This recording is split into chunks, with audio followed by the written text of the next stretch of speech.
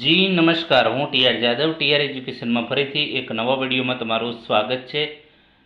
મિત્રો, જીએસઆરટીસી હેલ્પરની તૈયારી માટે અમારી ચેનલમાં ફ્રી વિડીયો લેક્ચર સિરીઝ શરૂ કરવામાં આવી છે, જેમાં ટેકનિકલ અને નોન ટેકનિકલ બંને પ્રકારના વિડીયો ડેલી બેઝ પર અપલોડ કરવામાં આવે છે, જેમાં પેપર સોલ્યુશન પણ બનાવેલા છે નવા તમારા પ્રેક્ટિસ માટે. તો મિત્રો, જેમાં 100+ વિડીયો છે, જેમાં તેની પીડીએફ પણ તમને ફ્રીમાં મળી જશે. તે માટે અમારી ટેલિગ્રામ ચેનલ અને વોટ્સએપ ગ્રુપમાં જોડાઈ જજો, જેની લિંક તમને ડિસ્ક્રિપ્શનમાં મૂકી દઈશું, જે આવનારી એક્ઝામમાં તમને ખૂબ જ ઉપયોગી સાબિત થશે. જે મોસ્ટ આઈએમપી પ્રશ્નો છે, તો મિત્રો તમને ખૂબ જ હેલ્પફુલ થશે. હવે મિત્રો, આ વિડીયોમાં વાત કરીશું ગઈકાલના જે 22/7/2025ના જે પેપર હતું, ન્યૂઝ હતું, એમાં સમાચાર આવેલા છે કે નિગમે ખાનગી ઓપરેટરોને આમંત્રણ આપ્યું. એએમટીએસની જેમ એસટી નિગમ પણ હવે ખાનગીકરણના રસ્તે ખાલી જગ્યાની વિગતો પણ મંગાવી રહી છે. તો આ ટાઇટલ સાથે મિત્રો કટિંગ આવેલું છે જે ન્યૂઝમાં, ગઈકાલના ન્યૂઝમાં. તો તેના વિશે આ વિડીયોમાં ચર્ચા કરીશું. ઘણા મિત્રોએ ફોન કરેલા, મેસેજ કરેલા કે સાહેબ હેલ્પરનું શું થશે. તો મિત્રો, હેલ્પરનું કંઈ ના થાય. તમે બિંદાસથી તૈયારી કરો. જે પ્રમાણે મહેનત કરતા હતા એ પ્રમાણે કન્ટિન્યુ મહેનત ચાલુ રાખો.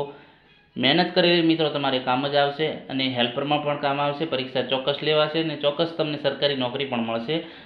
આવી વાતોથી ગભરાવાની જરૂર નથી. આ ખાલી તમને જાણ માટે વિડીયો બનાવેલો છે. ઘણા મિત્રો એમ કહેશે કે વ્યૂઝના ચક્કરમાં આ વિડીયો બનાવે છે. ના, એવું મિત્રો કોઈ નથી. ઘણા મેસેજો આવે, કેટલાને જવાબ આપવા મિત્રો, એ માટે મેસેજો, ફોન આવે છે, તો એના માટે તમને જાણ ખાતર. તો એ જે કટિંગ છે એ વાંચી લઈએ. શું કહેવા માગે છે, તો કે કર્મચારીઓ યુનિયનના સતત વિરોધ વચ્ચે એસટી નિગમ પણ હવે ખાનગીકરણ તરફ વધી રહ્યું છે.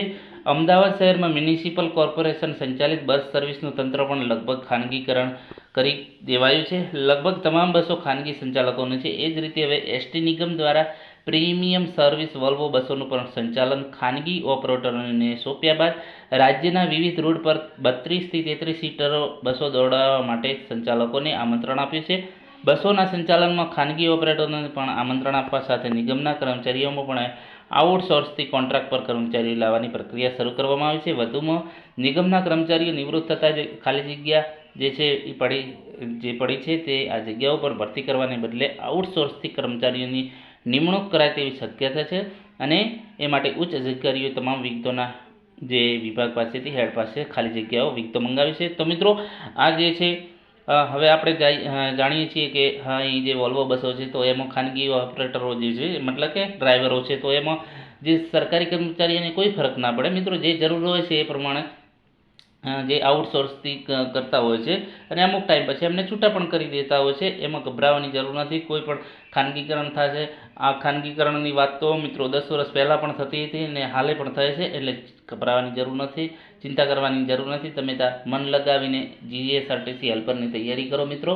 અને કોઈ પણ જગ્યાએ હવે તમે શાળા, કોલેજો, જે પણ ડિપ્લોમાની કોલેજો છે, કે કોઈ ડિગ્રીની કોલેજો છે, કે પ્રાથમિક શાળાઓ છે, માધ્યમિક શાળાઓ, તો મિત્રો એમાં પણ ખાનગીકરણ તો છે જ, પરંતુ સરકારી તો જગ્યાઓ એ છે. મતલબ કે થોડીક ઘટ થશે, પણ અમુક માની લો કે 50 લેવાના છે, તો એની જગ્યાએ 40 લેશે, પણ ચાલશે ખરી.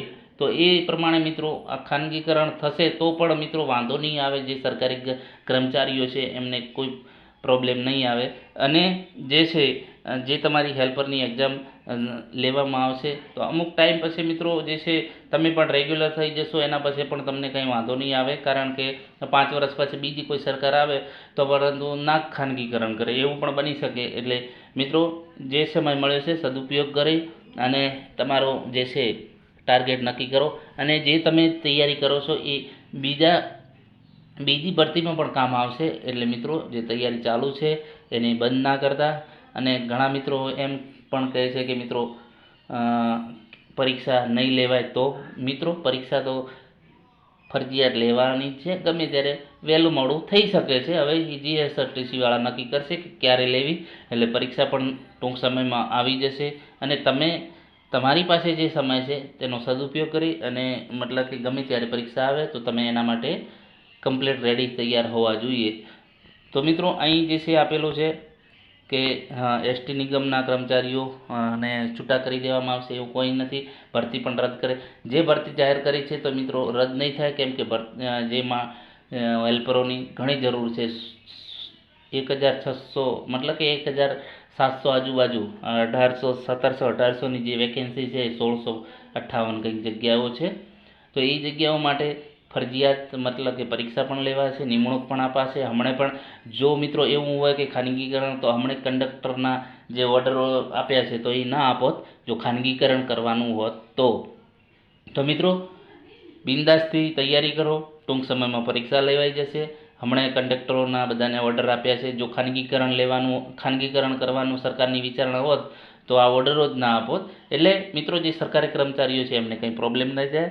અને આઉટસોર્સથી એ તો દરેક જગ્યાએ હોય જ છે. પ્રાથમિક શાળા કે જે આપણે જોઈએ છીએ દરેક જગ્યાએ હોય જ છે. જ્ઞાન સહાયકો, અગ્નિવીર, તો અગ્નિવીર તમે જોવો છો તો એ મતલબ કે 4 વર્ષ માટે છે, આઉટસોર્સ જ કહેવાય. તો અગ્નિવીરમાં 4 વર્ષ પછી તમને મતલબ કે કાઢી મૂકે. તો એ રીતે જે ભરતી છે જે સૈનિકોની કાયમી તો એ ચાલુ જ રહેશે. એટલે ચિંતા ન કરવાની મિત્રો, જે સમય મળે એનો સદુપયોગ કરી અને સારી તૈયારી કરો મિત્રો. આ તમને જે છે એક તમને જાણકારી માટે છે. તો મિત્રો જો વિડીયો પસંદ આવે તો લાઇક, શેર અને મિત્રો ચેનલને સબસ્ક્રાઈબ કરવાનું ના ભૂલતા. Thank you for watching this video.